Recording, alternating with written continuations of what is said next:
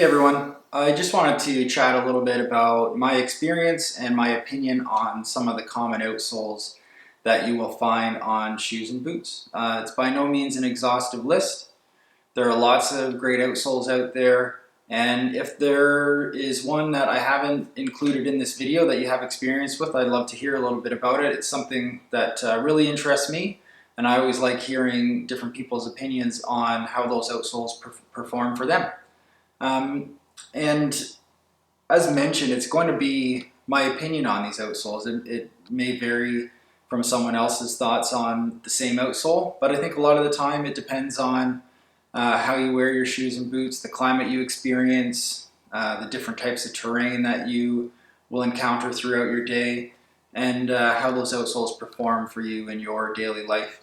And as just a bit of background, I'm in southern Ontario, so we do get the cold winters with lots of ice and slush and snow, really wet springs with lots of mud, and then the hot, humid summers. So the dirt can be really dry, and I like to hike, so there's a lot of gravel and dirt and mud involved. And then just in my day-to-day life at work, there's tile and linoleum and hardwood floors and the like. So I think these outsoles have experienced a little bit of everything, which is good, and I will share how the different outsoles have performed for me in my lifestyle. So I'm going to get started. No particular order. It's not from best to worst or anything like that. Just my thoughts and feelings on these common outsoles. The first one I'm going to start with is the Vibram 430. There are other mini lug outsoles out there as well, and I've tried a couple other ones and had similar experience. So the Vibram 430 I have on, these are the Red Wing Blacksmith. They're on the newer Iron Rangers. I've got them on some Canada West boots. And I find them to be overall a very good sole. There's good grip. They're very comfortable to walk on. I do find that they're comfortable to walk on. And they work on a wide variety of surfaces. So a lot of pros there. The two main cons for me on the mini lug type of outsole is they will collect a lot of, and I've mentioned this in other videos, they collect a lot of the small gravel and sand, and it gets caught in there, and then when you get home, it's, in your mudroom or whatever, it all comes shaking off your outsole and you end up with a bunch of dirt everywhere. So that's just the first thing, is that, yeah, it'll collect a lot of the small debris. The second thing that I find with these, when we do experience colder temperatures, I find this rubber really gets hard in the colder temperatures, and then it's not as comfortable to walk on when it's hard because it loses the flexibility. Like right now, it's very flexible. I've got shoe trees in there right now, but it's very flexible in the warmer weather.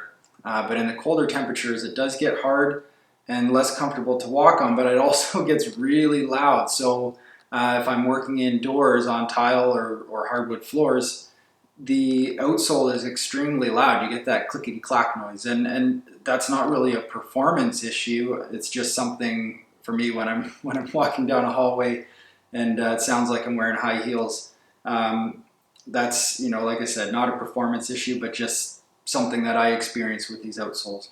Overall, a very good sole, all-purpose, gets the job done. Up next, I have got the Neo-Cork. These are some Alden aviators.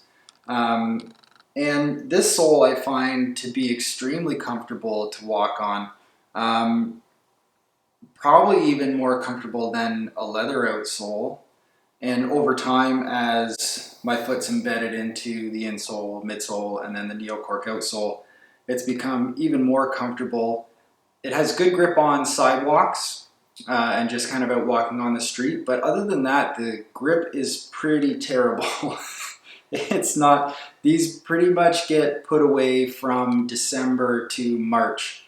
They don't do me a whole lot of good in those slushy, icy times of year, even if I'm going to be indoors, because I'll be coming from outside. So when they get the wet slush or snow or anything on it, as soon as I go indoors, then they're slippery. So it is a very comfortable sole, and I do like the look of it. It has the same kind of silhouette and profile as a leather sole, but it does not have very good grip. So I find for my type of lifestyle, it's not Not the best sole for me because it's also, I've taken them hiking a few times, and if I'm going downhill on gravel, they kind of just slide. So I kind of do that, diagonal skating down the hill so that I more slide down the hill than walk down. Comfortable, not very good grip. And my Iron Rangers are the old ones that have the cork sole, and my experience with the cork sole is the same as the Neo-Cork. Performance-wise, I don't find one is better than the other. So that's it for me for the cork sole. Comfortable, but for me, doesn't do the job for grip. This is a Dainite outsole, and so you've got, for most of it, a smooth surface, and then you've got these rubber studs in there that provide most of the grip, and you've got sort of a wider base and then a top stud on there that over time will get worn down, but it doesn't wear down as quickly as you'd imagine. And in my opinion and experience, for me, Dainite is the best sole for my day-to-day use.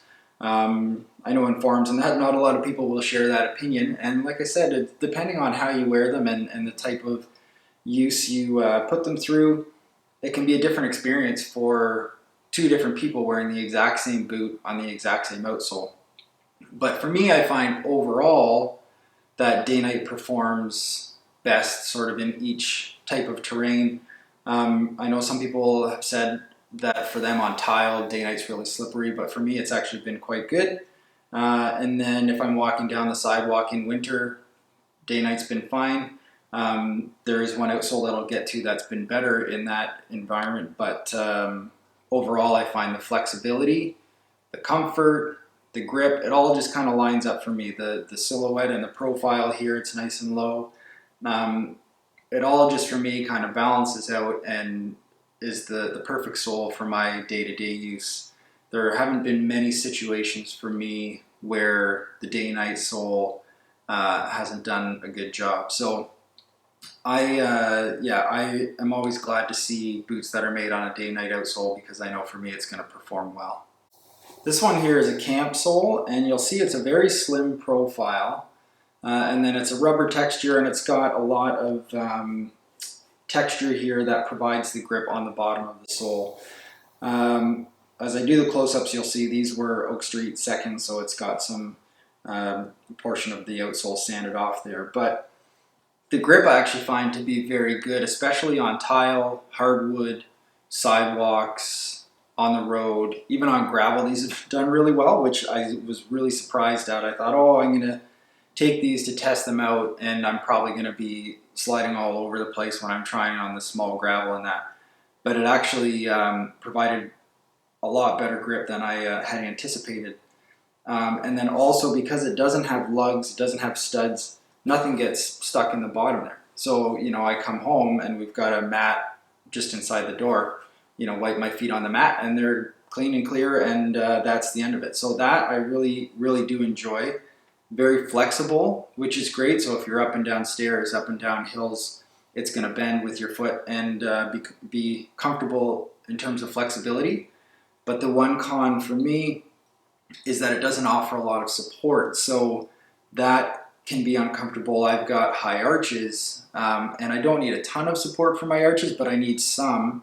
And so I had to put an insole in so that I can get that little bit more support. Once I did that, they were much more comfortable. But before that, I would find that by the end of the day, like after 9 or 10 hours in these, that I would have my arch would be really sore. So it might be something to consider if you've got high arches or if you need more arch support, that the camsole won't offer it. But other than that, it has pretty good grip. It's flexible, and it also just has a really unique look, and it goes great with the mock style shoes and boots. So that is the camsole. Good flexibility, good grip, not a lot of support. So if you need it, it might not be the sole for you. But overall, does a good job. I won't spend a ton of time on the Crepe sole, but I had to put it in there because I've had a pair of wallabies in my rotation for almost 25 years. I've just always had wallabies. I really like them, and the outsole has always driven me crazy because as comfortable as it is and as as nice as the grip is when you're on indoor surfaces, it just gets dirty so fast. And so that's just, sometimes there can be a con that just outweighs, no matter how many benefits there are, there can be one thing that you just go, yeah, but it gets so dirty, so I don't really wear it that often. So the crepe sole, yeah, it's super comfortable. I mean, it just feels like you're walking on a pillow, but it gets really dirty. And then as soon as they get dirty, it kind of feels like you can't wear them for certain events or occasions because of that. So that's the crepe sole. I mean, it's a really neat, unique look. And if you're only wearing them for special occasions, they're not going to get that dirty, but I don't really have that pair of boots that I keep tucked away for a special occasion. I just kind of wear them all for whatever I'm doing. And so the crepe soles get dirty real fast and then just become even more so. I think these are more of a casual boot, obviously, but even more so, they become just sort of that wearing around the neighborhood type of shoe for me. But that's the crepe sole. If you're looking at a pair of Clark's Wallabies or something and you're curious if they get dirty, they do. Very common, you'll see a leather outsole on a lot of dress shoes. There are on a lot of boots as well. It will either be an option or they'll come on a leather outsole. I find leather outsoles to be very comfortable. The grip, these were recently resoled, so they aren't too scuffed up just yet. But the grip gets better over time because as it gets scuffed up, it'll provide better grip. Does okay on indoor surfaces, but because they're typically on dress shoes or more dressier boots, the type of wear you're going to put them through isn't going to need that next level of grip for me. Anyways, I'll say that. I shouldn't say that nobody's going to want a leather outsole to go hiking. But for me, the leather outsole is great for if I'm going to work or if I'm just kind of walking around the neighborhood. These shoes really see 2.5, maybe 3 months out of the year where they're in my rotation anyways, just in those really hot temperatures where I'm going to wear these and I just wear them sockless.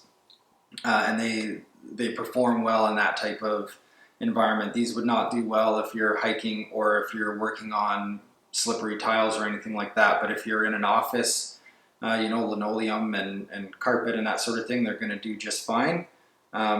It's not probably going to be, for me, applicable in some of the outdoor work or hiking or those types of environments. But it does have a great look to it, really dresses things up, and does okay for grip, but comfortable and comfort-wise, they are very comfortable, especially over time as you work the entire shoe in. But as you work the outsole and it starts to break where your foot wants it to break, and your foot starts to sort of embed into all those layers, it will increase in comfort over time, which is a nice benefit of a leather outsole. This is the Vibram Christy sole. It's a wedge sole, and it's become somewhat more popular recently, especially with this Red Wing mock toe style boot. You'll see them around a lot. And I think the first factor when you're looking at this type of sole is whether or not you even like how it looks. A lot of people hate it.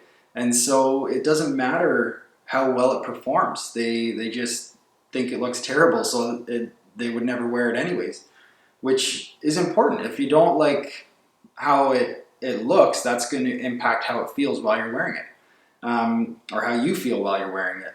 So no matter how objectively you can look at a pair of boots or shoes or footwear, if your opinion on it outweighs all of those performance factors, then subjectively you're going to make that decision to say it's not the best because I just don't like it, and that's completely fine and important too when you're making those decisions. But performance-wise, I do find it to be a comfortable sole. The grip is not great compared to some of the other ones that I've talked about, and the last one that I've got there, the Commando sole, the grip's not as good as some of those, but the grip is okay. It's completely adequate when you're outdoors on sidewalks and on the street. It does okay on gravel. One of the benefits is that because it's got the ridges, I've never gotten any rocks or gravel or anything stuck in there, much like the camsole and the cork and the leather. I can come home, wipe my feet on the mat, and any dirt that was on the bottom just comes off on the mat. So that is a benefit. And if you really like the look, that's a huge benefit. I'm kind of in the middle. I think it does work well for certain boots. It's not going to turn me off of buying a pair of boots, but I also don't seek out, the wedge sole, or I wouldn't get a pair of boots resoled with a wedge sole. But if the boot's designed to go with that type of sole, then it's fine for me. I don't get hung up on the aesthetic of it.